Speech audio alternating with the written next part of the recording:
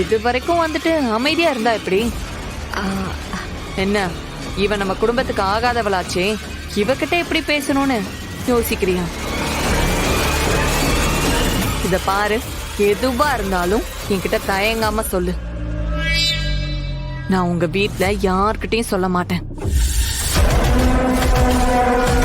என்ன அந்த இந்திராணி பிரச்சனை பண்றாளா? அது எப்படி கரெக்டா கேக்குறீங்க? அதான் உன் முகத்துல இவ்ளோ கோவம் தெரியுது.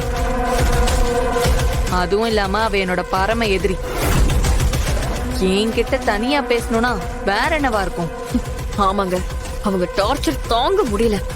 எங்க வீட்ல எல்லாரும் மகுடி காடுற பாம்பு மாதிரி இந்திராணி என்ன சொன்னாலும் அது என்னன்னு கூட யோசிக்காம அப்படியே செய்யறாங்க.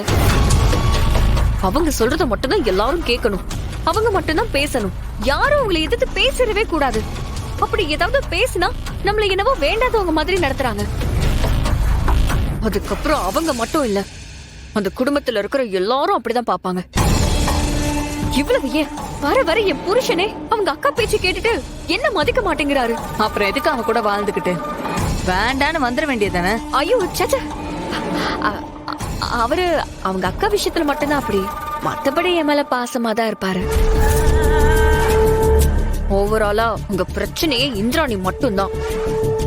வீட்லதான் இப்படி பிரச்சனைன்னு சரி ஆபீஸ்க்கு வரேன்னு சொன்னா அங்க எனக்கு எக்ஸ்பீரியன்ஸ் இல்லன்னு சொல்லி கிளர்க் வேலைய பார்க்க சொல்றாங்க.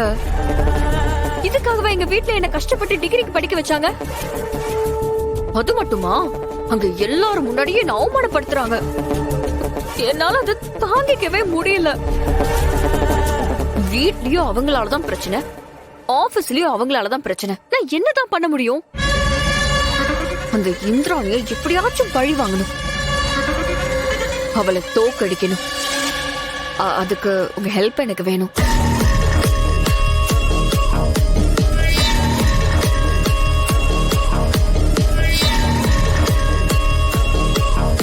ரித்திகா, அந்த வீட்டுக்கு நீ மருமகளா போய் 2 மாசம் ஆயிருக்குமா? அதுக்குள்ள உனக்கு இவ்ளோ குடைச்சல் குடுக்கறாங்களா? கேக்குற எனக்கே ஒரு மாதிரியா இருக்கே. நீ எப்படி இவ்வளவு நாள் பொறுத்துட்டு இருக்கியோன்னு தெரியல.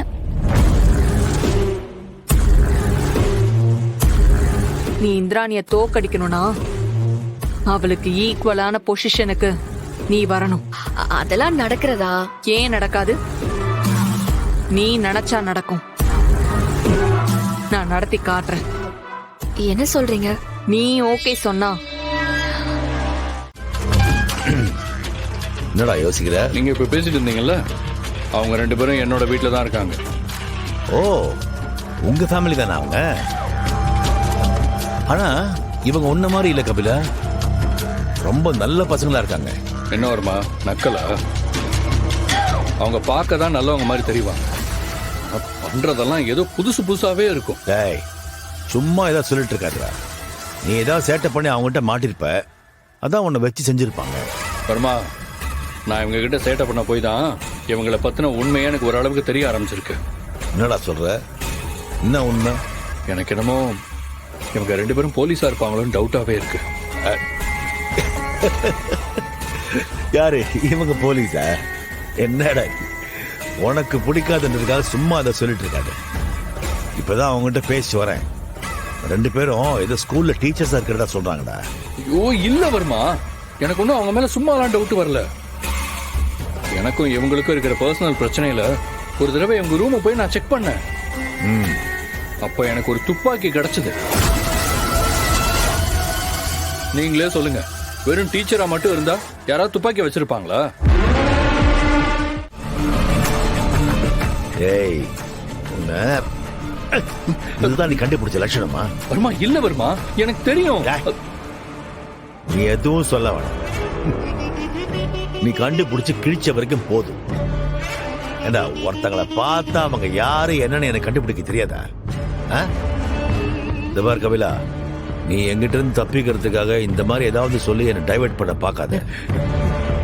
அது உனக்கு நல்லது இல்ல. இல்ல வருமா, ஒழுங்கா அந்த ட்ரக்ஸ் எங்க இருக்குன்னு கண்டுபிடிச்சு என்கிட்ட சேர்க்கிற வழியை பாரு. புரியுதா? இல்லன்னா எனக்கு எதுவும் பெருசா ப்ராப்ளம் இல்ல.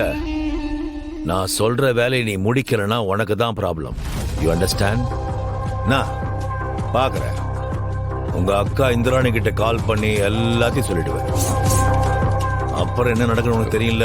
இல்ல இல்ல இல்ல வருமா, தயவு செஞ்சு அப்படிலாம் எதுவும் பண்ணிடாதீங்க ப்ளீஸ் வருமா ப்ளீஸ். பாருங்க அந்த ட்ரக்ஸ் எங்க இருக்குன்னு நான் கண்டிப்பா கண்டுபிடிச்சு உங்ககிட்ட ஒப்படைக்கிறேன், என்ன நம்புங்க.